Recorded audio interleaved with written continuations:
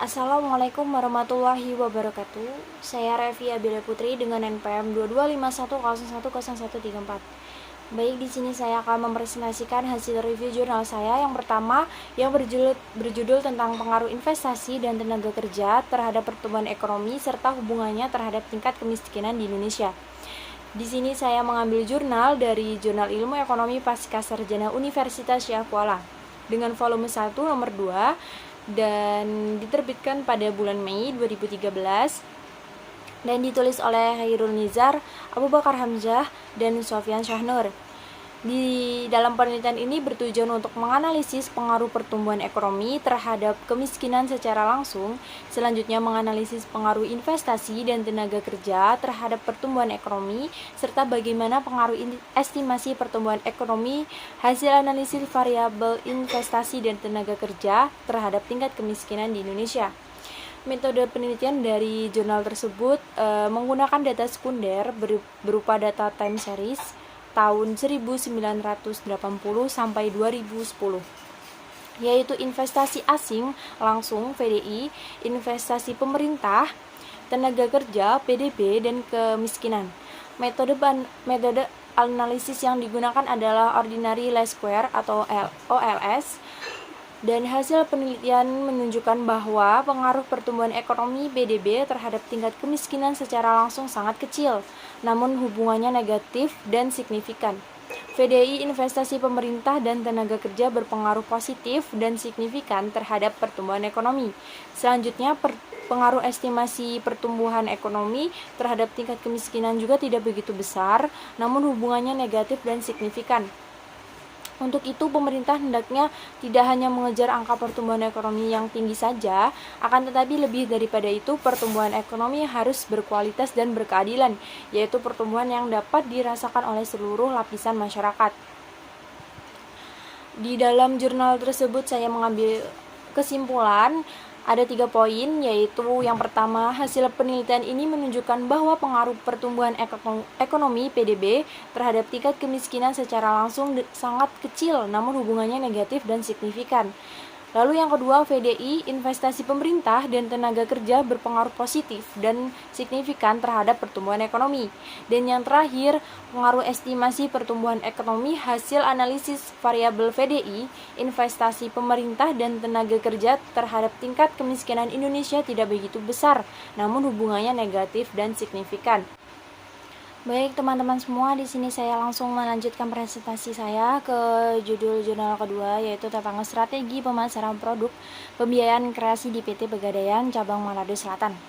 Jadi di sini di kali ini saya mengambil jurnal dari Jurnal EMBA dengan volume 10 nomor 1 dan diterbitkan pada bulan Januari 2023 dan ditulis oleh KG Sondak, AL Tumbel, dan F. Roring. Jadi strategi pemasaran merupakan suatu hal yang sangat penting dan berpengaruh terhadap suatu bisnis atau usaha. Maka tidak heran jika setiap perusahaan itu melakukan berbagai macam strategi pemasaran agar dapat meningkatkan volume penjualannya. Dalam penelitian ini yang menjadi objek penelitian adalah produk pembiayaan kreasi PT Pegadaian Cabang Manado Selatan yang merupakan salah satu produk dari PT Pegadaian yang memberikan pinjaman kepada masyarakat yang memanfaatkan jasa gadai untuk mengatasi masalah keuangannya. Dengan kredit kreasi dalam jangka waktu tertentu dengan menggunakan konstruksi penjaminan kredit secara jaminan fidusia atau jaminan gadai yang diberikan kepada pengusaha mikro atau kecil dan menengah UMKM yang membutuhkan dana untuk keperluan pengembangan usaha dengan minimal usaha sudah berjalan 1 tahun. Jadi penelitian ini bertujuan untuk mengetahui strategi pemasaran produk pembiayaan kreasi di PT Pegadaian Cabang Manado Selatan. Lalu dalam penelitian kali ini, jenis penelitian yang digunakan adalah kualitatif deskriptif. Peneliti memilih pendekatan deskriptif karena yang ingin dideskripsikan adalah strategi pemasaran apa yang diterapkan oleh PT Pegadaian atau Persero Cabang Manado Selatan. Jenis data yang dipergunakan dalam penelitian ini yaitu data primer dan sekunder. Data primer adalah data yang diperoleh langsung dari sumber asli atau objek, tidak melalui perantara. Dan data sekunder adalah data yang diperoleh secara tidak langsung melalui media perantara, yaitu melalui hasil-hasil penelitian, buku, artikel, dan berbagai publikasi serta instansi terkait yang relevan dengan masalah yang diangkat. Sumber data yaitu penelitian perpustakaan, penelitian lapangan dengan melakukan wawancara dengan pimpinan, karyawan, dan konsumen atau nasabah dari PT Pegadaian Persero cabang Manado Selatan.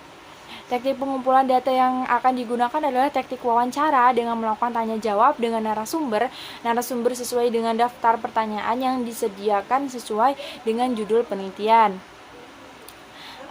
Hasil penelitiannya itu berdasarkan hasil itu dapat diketahui bahwa dalam menjalankan strategi pemasaran PT Pegadaian Persero cabang Manado Selatan sudah melakukan prosesnya dengan baik. Hal ini dapat terlihat dari bagaimana PT Pegadaian Persero cabang Manado Selatan melakukan segmentasi, targeting, dan positioning dalam memasarkan produk kreasi. Adapun hambatan-hambatan yang dialami oleh PT Pegadaian Persero cabang Manado Selatan ini dalam melakukan strategi pemasaran adalah di mana pada masa pandemi COVID-19 terjadi penurunan jumlah nasabah yang begitu besar sehingga PT Pegadaian Persero cabang Manado mengalami kesulitan dalam memasarkan produk kreasi. Perlu adanya peningkatan dalam strategi pemasaran yang diterapkan sehingga strategi yang diterapkan dapat menjangkau lebih banyak konsumen. Di sini saya menarik kesimpulan bahwa diketahui bahwa dalam menjalankan strategi pemasaran PT Pegadaian Persero cabang Manado Selatan ini sudah melakukan prosesnya dengan baik. Hal ini dapat terlihat dari bagaimana PT Pegadaian Persero cabang Manado Selatan ini melakukan segmentasi, targeting, dan positioning dalam memasarkan produk kreasi tersebut.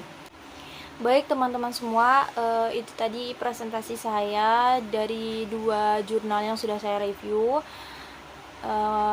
Kurang lebihnya saya mohon maaf jika ada tutur kata saya yang kurang berkenan. Wabillahi taufiq wal hidayah. Wassalamualaikum warahmatullahi wabarakatuh.